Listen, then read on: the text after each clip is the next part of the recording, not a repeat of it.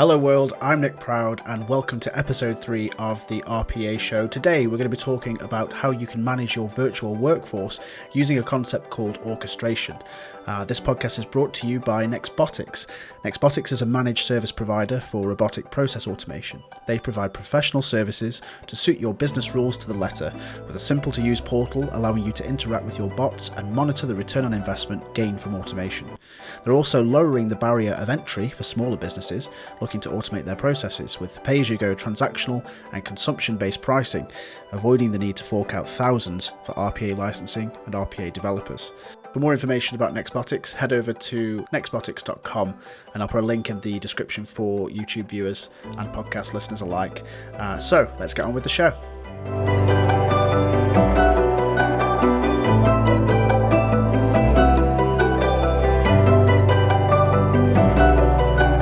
So managing your virtual workforce, that's what we're going to be talking about today. And this idea is that you are going to be potentially having a bunch of bots, several bots that do different processes, or even if it's just one bot, you need a way to manage when those bots are going to kick in, when they're going to do their work, how they report back as to how successful they've been, being able to sort of be the boss to the equivalent of a worker, essentially.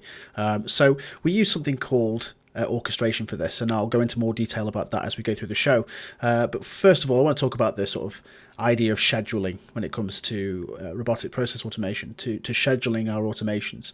So we'll take an example company. This is Nick Proud Inc. So this company is a company which is selling chocolate.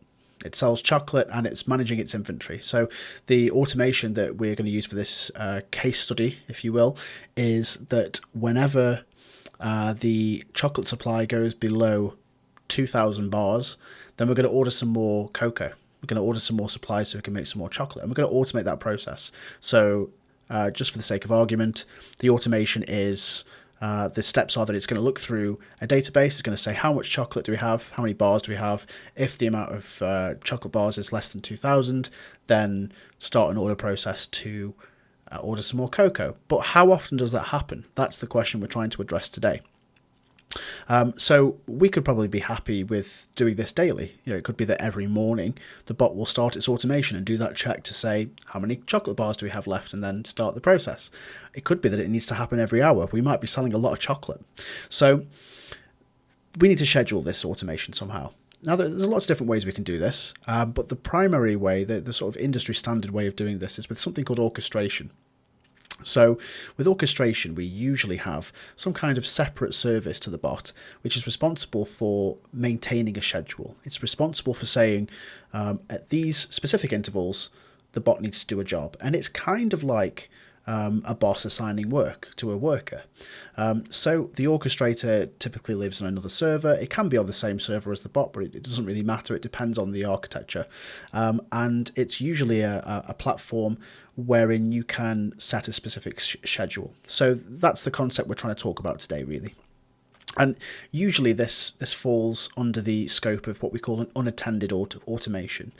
So we may have talked about this in the previous 2 episodes, but there are usually 2 types of automation. There's usually unattended automations and attended automations. Unattended automations being ones that run on a schedule or run without somebody starting them. So they're perfect for this kind of use case where we need to schedule an automation. So we've got our unattended automation. We've got a schedule that needs to be implemented. So an orchestrator will be brought in as a separate piece of software. So this piece of software will usually give you the opportunity to say set a schedule, and you'll start with giving the schedule a name, and that schedule could be, for our use case, daily chocolate check. Yeah, we call it daily chocolate check. It's going to check for chocolate bars at a certain time every day. Then we put in the time that it needs to run, and that's essentially our schedule done. So how does this work in practice? Well, because it's a separate piece of software, there needs to be some kind of link to the bot. And what typically happens with automation tools is the bot runs as what's called an agent. So an agent is a service that sits on a machine on which the bot is running. And that agent will usually reach out to the orchestrator. In very simple terms, it will say, hey, do you have any jobs for me? And the server will reply with yes or no. Or it may be that the server posts that a job is available at a certain time based on our schedule. And then because the bot agent is constantly polling that server to say, do you have any jobs? At the correct time, a job will appear and then it will kick in. So that's usually what happens with most automation tools that use orchestration. There's a very good open source tool called OpenBots, which uses this premise. And UiPath also have an automation orchestrator, which uses a similar premise, but they're usually connected over the internet. So it could be that an orchestrator sits on one side of the world and the bot's on another side of the world, and they're still able to communicate with each other and maintain a schedule without having it basically all on the same bot. Now, orchestration doesn't necessarily have to be compulsory for you to schedule an automation. The same vendor that I was talking about previously, OpenBots, they also allow you to run automations as scheduled tasks from the studio itself. It kind of limits you a little bit because it kind of assumes that you've only got one bot, or that you're going to be controlling all the scheduling from the bot itself. But where orchestration becomes really, really useful is when we're building up our virtual workforce. And that's why the title of the show today is about scheduling and managing your virtual workforce, because this is what we're aiming for when we're doing robotic process automation. Is as we discover more automations or more areas that are ripe for automation, we start adding bots. The reason being that there may be a bot that's running all day on one automation. It may take a long time to fulfill the order process for this chocolate that we're using for our use case. So you may have, you will have lots of different business processes. Now, it may sound like it's very expensive to build up a workforce of bots. It may sound like this is something that's reserved for the larger enterprises out there, but it's not necessarily true. With cloud resources like Microsoft Azure, Amazon Web Services, Google Cloud Platform, virtual machines are very cheap compared to the historical cost of building virtual machines to host these bots. And it's very quick and easy to spin up a new virtual machine, or for your IT team to say, hey, we just need a VM for this bot. It's going to cost us $40 a month for a minimum spec, something like that. It's a ballpark figure. And as you grow and as you start to realize the return on investment from automation, you can start investing in new processes. And new processes means new bots, which in turn also means new VMs. And so what you start to see is that you have quite a few VMs running bots which are running processes automatically. And so having an orchestrator, having this single place that can dictate the schedule, makes things very flexible, and it gives you a lot of control over the automations you have. If you're just starting out in RPA for your organization, you may think, well, this is not something I need to worry about right now. I have a few automations running here and there, but we're triggering them manually, or we're just putting a schedule on the VM or on the same bot. But I would argue that it is important to think about this from the beginning, because the aim is to grow.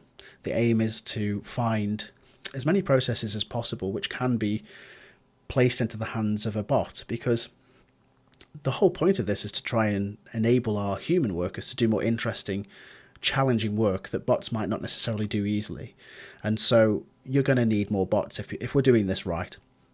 So I would very much recommend to anybody looking to grow their automation portfolio to look into orchestration. OpenBots is a very good example.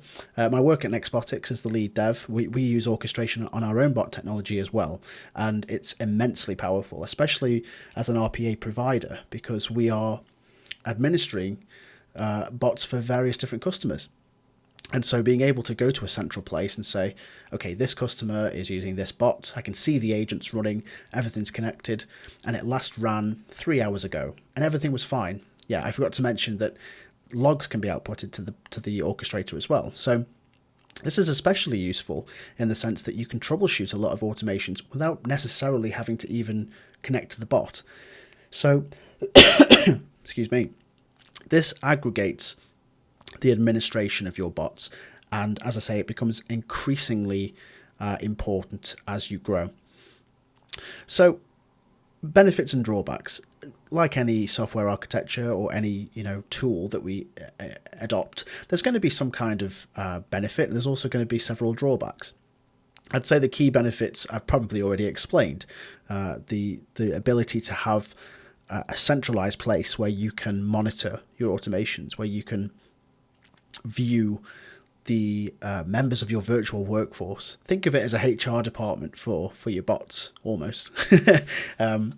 And so that for me is the key benefit. It's a productivity boost in the sense that everything's in one place, and it's fantastic for internal teams who have to troubleshoot or deploy new things, new automations to a vast suite of virtual machines or servers. Drawbacks, obviously, it involves maintenance. So you're going to have a team that understands how to use the orchestrator, understands what could go wrong, how to read the various log outputs that come from a bot. And this is probably something you already have if you're starting an RPA Center of Excellence or an internal automation team.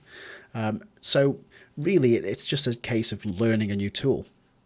UiPath, for example, have a very robust set of documentation for their orchestrator, and overall I find it to be more than competent. It's still got a long way to go, but it is a fantastic piece of software. They also offer a cloud version as well, so if you don't want to host the orchestrator yourself, you don't necessarily have to, but there's obviously a financial cost to that. That's another one of the drawbacks, I guess, is that you would have to host the orchestrator yourself. In some ways, this can be a benefit because there's an added security layer here. If the orchestrator is in your environment, from a security perspective, you're probably more covered than you would be if you were having to place a resource into somebody else's cloud architecture or cloud infrastructure. So that could be a benefit or a drawback. In most cases, again, if you've got someone who understands how to deploy a web application, because most of these tools are web applications, to a web server, either on IIS or Apache, probably a web server in Azure if you want to use your own cloud solution, then you're probably fine. And you can usually follow the documentation to get this done. So, again, another drawback is probably that all the orchestrators are quite different when you go from provider to provider. So I'd say from the very top of the accessibility range, I'd say the most accessible orchestrating solution is UiPath. It's very user-friendly. Going down, it's probably OpenBots. It's still quite young, still a lot of development going on with it. It's growing rapidly, but it's getting better.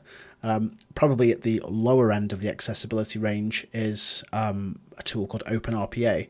They've got an orchestration system. I think it's called Node-RED. It's not very intuitive. It's not very easy to pick up. It might have changed since I last used it, to be fair. But the last time I used it, it was quite difficult to grasp. So I'd say if you're looking for an open source solution that would provide orchestration for your bots, then OpenBots is a good place to look. But if you're in the market for an orchestration tool where you're happy to invest a little bit, then UiPath, I think, is the way to go. But I think the key takeaway from this is that the management of your bots over time is going to become more and more critical. And so it would be a very good idea to look into orchestration if you're beginning your automation journey. I hope this has been useful.